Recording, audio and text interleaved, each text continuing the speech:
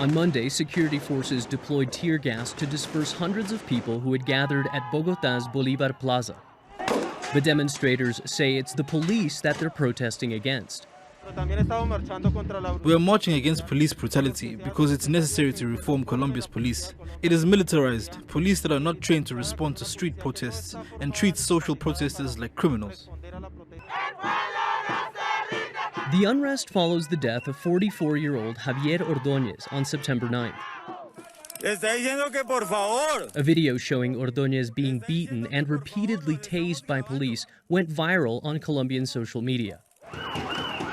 Ordóñez's pleas for help set off several nights of protest, where another 13 civilians were killed after police opened fire on demonstrators. Hundreds more were injured in at least 2 other major cities. Since then, cries to reform Colombia's police forces have only grown. Public policy experts say the recent unrest is rooted in the country's history of armed internal conflict.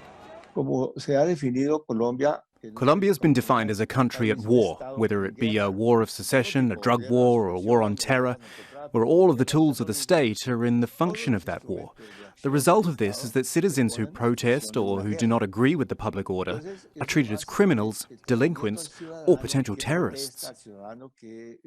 While the officers involved in the death of Javier Ordóñez have been arrested, Colombia's President Iván Duque has drawn criticism for downplaying the allegations of systemic abuse by the country's security forces.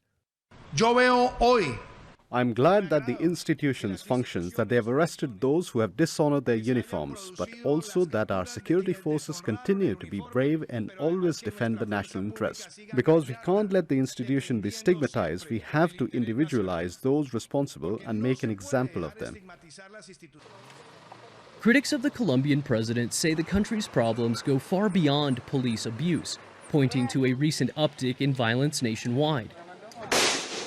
There have been at least 17 massacres recorded in the last 2 months alone, and attacks from paramilitary groups are becoming more frequent.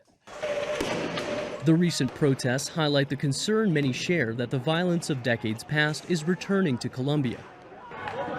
Others worry it's a situation that's growing beyond the government's ability to control. Manuel Rapalo, Al Jazeera.